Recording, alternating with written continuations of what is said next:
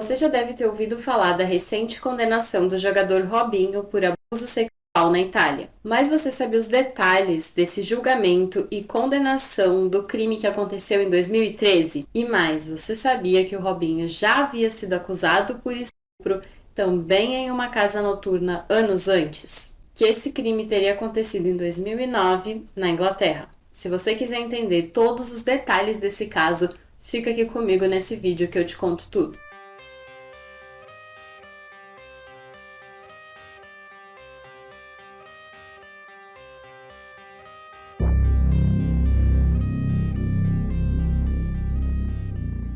Olá, eu sou a Glau e sejam bem-vindos ao canal Sem Rumo. No vídeo de hoje eu vou te contar todos os detalhes do caso envolvendo o ex-jogador Robinho. Então, estava eu faceira aqui em casa assistindo a Copa. Inclusive, se você está acompanhando a Copa do Mundo, a seleção brasileira que está dando um show nessa Copa, inclusive os caras estão deixando a gente sonhar, gente. O Hexa vem. Comenta aqui embaixo pra mim se você também vira o maior comentarista esportivo em épocas de Copa, que nem eu.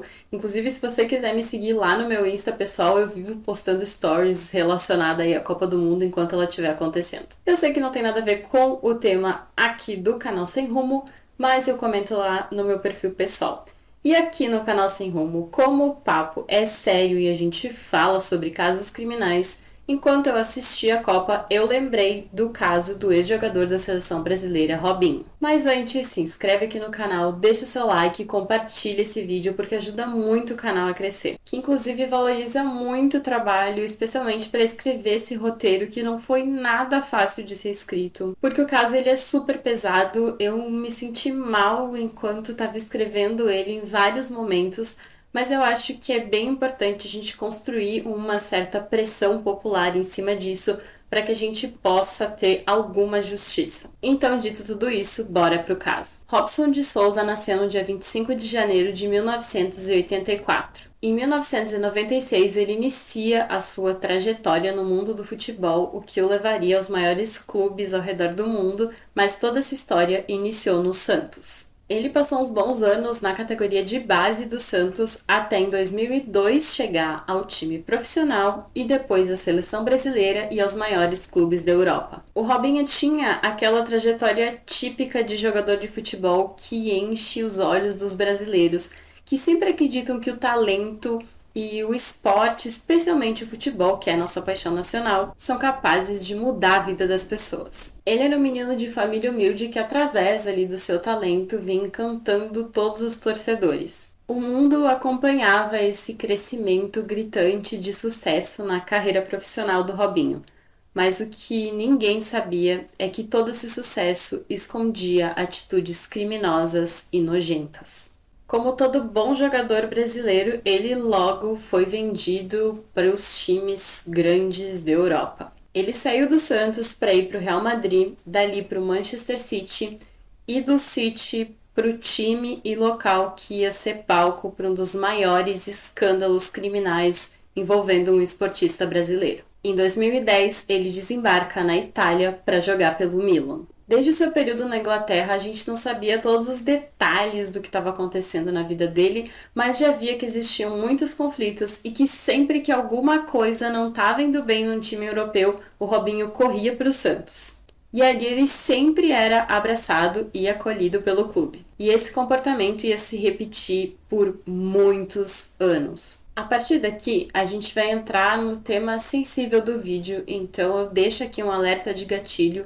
A gente vai falar de abuso sexual, que foi o crime pelo qual ele foi condenado, cometido na Itália. Mas para a gente entender como que toda essa história culmina nesse crime de 2013, a gente tem que voltar alguns anos. Em janeiro de 2009, quando Robinho ainda morava na Inglaterra e atuava pelo Manchester City, os jornais britânicos The Sun e The Times fizeram publicações com denúncias de uma suposta agressão sexual cometida pelo Robinho em um clube noturno. Inicialmente, a polícia britânica planejava prender o Robinho durante um dos treinos do Manchester City, mas quando eles chegaram para efetuar a prisão, foram surpreendidos com a notícia de que o Robinho não estava mais na Inglaterra e que tinha voltado para o Brasil. A saída do Robinho sem explicações para o próprio clube rendeu uma multa pesadíssima, segundo a imprensa britânica, girou em torno de cerca de R$ 1 milhão. E como eu falei, esse comportamento iria se repetir ainda muitas vezes. Depois ele chegou a ser interrogado pela polícia, mas negou todas as acusações e após pagar uma fiança, ele foi liberado. Em abril do mesmo ano 2009, a polícia, talvez sem ter mais nenhuma prova acerca disso, decidiu encerrar o caso e arquivou todas as acusações contra o Robinho. A gente não sabe muito mais detalhes sobre isso, mas talvez faça todo sentido com os acontecimentos anos mais tarde. Aqui no Brasil, a mídia até repercutiu um pouco sobre esse fato. Eu vou deixar alguns prints aqui na tela de algumas matérias publicadas na época, algumas reportagens que foram feitas pela UOL, que dá detalhes da investigação, e pela Folha de São Paulo, que chegou a falar sobre quando ele se livrou da acusação. Agora a gente pula para 2013, que é onde acontece o fato central aqui desse vídeo. Em 21 de janeiro de 2013, uma mulher que não teve a sua identidade revelada foi até uma boate em Milão, na Itália, para comemorar o seu aniversário com duas amigas. Lá na mesma boate estava o Robinho, a sua esposa e um grupo de amigos. Ela teve algum contato ali com o grupo, mas ao que parece eles pediram para ela, né, a mulher em questão, e as amigas não se aproximarem da mesa deles até que a esposa do Robinho fosse embora. Por aqui a gente já consegue entender um pouco qual que era o objetivo ali com essa aproximação, já que a esposa do Robinho não podia saber disso. E aí, então, em determinado momento, a esposa do Robinho vai embora e aí parece que esses dois grupinhos se juntaram, né? Robinho e seus amigos e essa menina de origem albanesa e as suas amigas. E eles começaram a beber e tal, e parece que das meninas só ela estava ingerindo bebida alcoólica, porque uma das amigas estava grávida e a outra estava dirigindo. E aí, gente, ela continuou bebendo e bebendo, talvez, tipo, pela segurança de ela saber que ela estava ali com duas amigas que iam ficar sóbrias, ela não se importou tanto de tomar umas a mais e ela acabou passando um pouco do ponto ali. Por volta da 1h30 da manhã, essas amigas dela foram embora e deixaram ela ali sozinha, bêbada. E essa parte eu super não entendo o que aconteceu, mas basicamente o fato é esse. Por volta da 1h30, ela fica sozinha, bêbada, na boate e as duas amigas vão embora. Em algumas fontes eu até encontrei que elas iam retornar depois para buscar ela, mas assim, honestamente, eu não consigo compreender muito a atitude dessas amigas dela.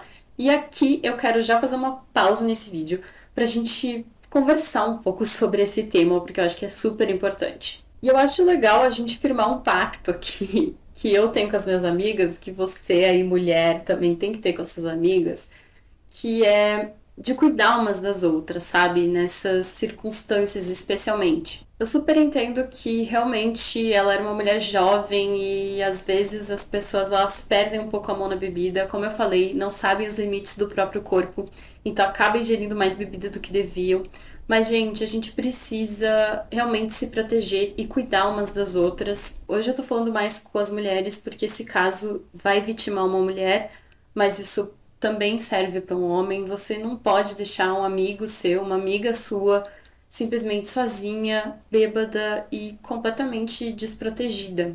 E principalmente, não deixe sua amiga bêbada, sozinha, numa festa. E ainda mais nesse caso, onde ela ia ficar sozinha, rodeada de homens estranhos. É claro que as amigas dela, nem elas são culpadas, elas são as vítimas, né? Então a gente vai deixar muito claro aqui quem são os criminosos, quem são os culpados e quem são as vítimas.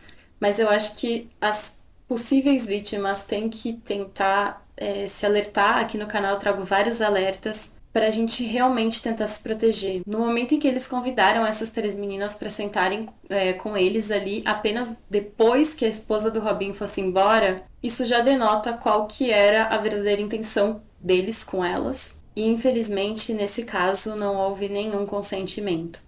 Então, somente reiterando, é lógico que a culpa de tudo que aconteceu é do abusador, é do cara que acha que o corpo da mulher tá ali à disposição para ele fazer o que ele quiser e o que ele entender. mas para a gente evitar se colocar nessa posição de ser uma possível vítima, vamos tentar nos cuidar e também, principalmente, cuidar umas das outras.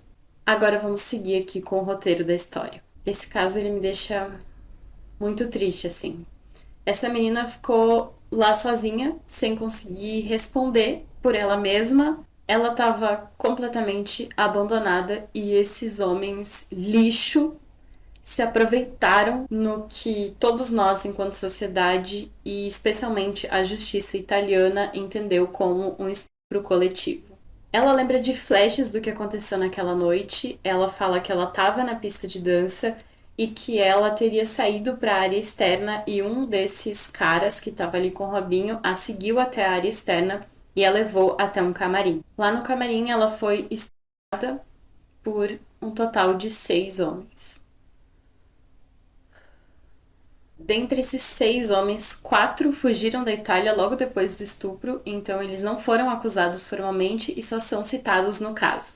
Os 2 acusados formalmente pela justiça italiana é o próprio Robinho e o seu amigo Riccardo Falco. A vítima denunciou todos esses homens, mas a partir daqui a gente só tem informações mais precisas e é a quem eu vou me atentar também nesse vídeo sobre o Robinho e o Riccardo Falco.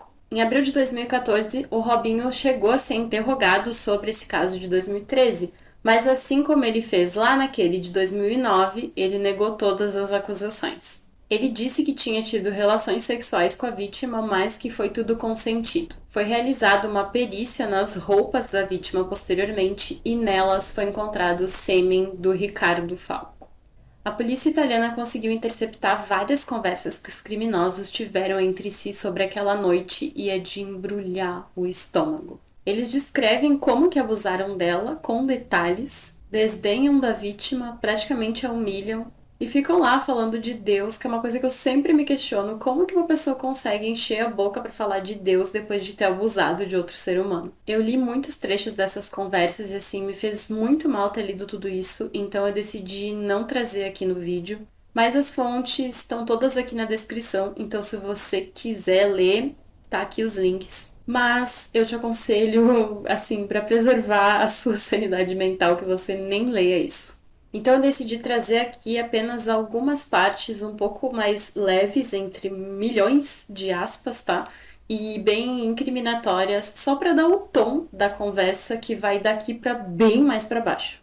Essa é uma conversa específica entre os dois condenados por abuso, o Robinho e o Riccardo Falco. O Falco começa aqui definindo como que, segundo os valores dele, que a gente já vai ver bem como é, o que seria uma menina esperta. O Falco diz o seguinte, abre aspas, se ela fosse uma menina mais esperta, 2 dias depois ela teria dito, escuta, eu fiz alguns exames, Robinho, ou você me dá um dinheiro ou eu vou procurar os jornais. Aí eu diria que acabou. A menina fez os exames, acabou, entendeu? Em que o Robinho responde, abre aspas, primeiro porque não tocamos na menina. Quem a tocou foram os meninos. Segundo, não há provas. Falco responde, abre aspas, nada. Robinho então diz, abre aspas, não tinha nenhuma câmera, ela não tem nenhuma foto. Então aqui, segundo o especialista em investigação criminal Robinho, ela não tinha nenhuma prova porque ela não tinha foto e também não tinha câmera. E o Falco concorda, né, com essa teoria, tinha sêmen dele na menina, mas ele estava bem aliviado porque não tinha câmera no local. Falco diz, abre aspas, a minha única preocupação é que se tivesse câmeras, porque se tivesse câmeras, elas teriam gravado que eu estava transando com a garota. O fato de não ter câmeras foi a nossa salvação. E aí aqui eles dão detalhes do estado que ela estava, ou seja, os próprios criminosos comentam como ela era incapaz de consentir ou não com aquele ato sexual. E se a vítima é incapaz de consentir com o ato, isso só tem um nome: estupro. Falco diz, abre aspas, naquele dia ela não conseguia fazer nada, nem mesmo ficar em pé. Ela estava realmente fora de si. Robinho diz, abre aspas, sim. Em um outro trecho, humilhando a vítima, o Robinho chega a dizer, abre aspas, estou rindo porque não estou nem aí. A mulher estava completamente bêbada, não sabe nem o que aconteceu. Como eu falei antes, essa é a parte mais leve do que eles comentaram, só para vocês terem uma noção. É realmente assim uma vontade iminente de vomitar lendo esse tipo de conversa. Então eu vou me poupar de ler de novo e vou poupá-los de escutar coisas piores do que a gente já viu aqui. E bora seguir o roteiro então. Na época das acusações, o Robinho saiu do Milan e foi jogar pelo Atlético Mineiro. Depois disso, ele teve algumas passagens ali por alguns times da Turquia enquanto esse processo ainda estava rolando. O julgamento aconteceu em 23 de novembro de 2017. Nesse julgamento, então, contra o Robinho e o Ricardo Falco foram apresentadas provas periciais, essas conversas incriminatórias em que os próprios acusados confessavam o crime e também testemunhos de outras mulheres que comentam sobre o comportamento suspeito que os acusados tinham com mulheres. Ao final do julgamento, o Robinho e o Falco foram condenados a 9 anos de prisão e tentaram recorrer dessa decisão em outras instâncias. Mas em 2020 veio o veredito final. Eles foram condenados em última instância na Itália e não cabe mais recurso. Seria esse o momento de começar a cumprir a pena. Mas o Robinho já estava no Brasil e é aí que as coisas se complicam. Nesse meio tempo, o Robinho já estava no Brasil e à procura de um time para acolhê-lo. E aí, quem você acha que acolheu esse criminoso condenado? Isso mesmo, o Santos. Quem poderia imaginar, não é mesmo? Mas foi aqui que o caso repercutiu muito, especialmente na internet, e que me deu uma pontinha de esperança na humanidade. A população se revoltou em como que um estuprador condenado ia jogar super belo num dos maiores times do Brasil, como se nada tivesse acontecendo. No final, o Santos tentou bancar mesmo assim essa decisão de manter o Robinho no clube, mas aí os patrocinadores do próprio Santos entraram em ação falando que não queriam as suas marcas associadas à imagem dele e que iam se retirar, retirar os seus patrocínios ali do clube, caso o Santos contratasse mesmo o Robinho. E é óbvio que houve muita pressão popular e muita pressão dos próprios torcedores do Santos que, logicamente, em sua maioria não apoiavam o retorno do Robinho nesses termos, sendo ele um criminoso agora. E depois de toda essa pressão, o Santos decidiu definitivamente desistir do contrato com o Robinho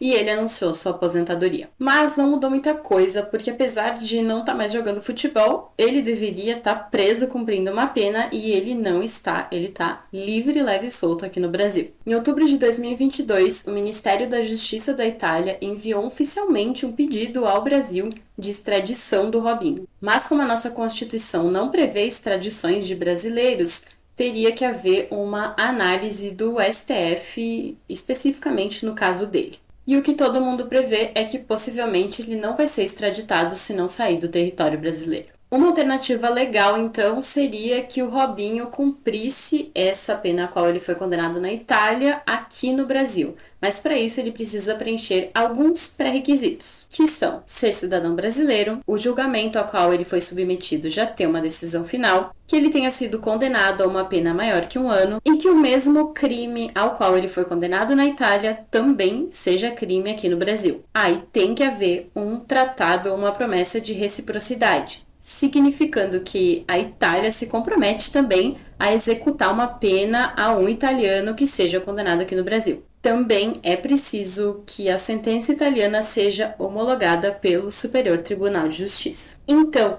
dessa forma, como ele cumpre todos esses pré-requisitos, a gente tem alguma esperança de que ele, pelo menos, cumpra essa pena aqui no Brasil. A defesa da vítima fala que respeita a Constituição brasileira, que diz que nenhum brasileiro pode ser extraditado, então eles respeitam essa Constituição, mas que então eles esperam que pelo menos ele cumpra a pena aqui no Brasil. Ainda que 9 anos, na minha opinião, seja uma pena muito baixa para o crime bárbaro que eles cometeram, pelo menos que ele cumpra alguma pena. Ainda que a esperança de justiça seja pequena, tomara que algo seja feito. Pois bem, pessoal, o que nos resta agora é aguardar os próximos desdobramentos desse caso. E você já sabe que qualquer atualização eu levo lá nas redes sociais do canal, por isso segue a gente por lá também. Se inscreve aqui e deixa o seu like, porque, sério, só pela raiva que eu passei escrevendo esse roteiro, eu mereço o seu like. Compartilhe esse vídeo que ajuda muito no crescimento do canal e não sai daqui sem deixar um comentário com a sua opinião, com o que você achou sobre todo esse caso. É isso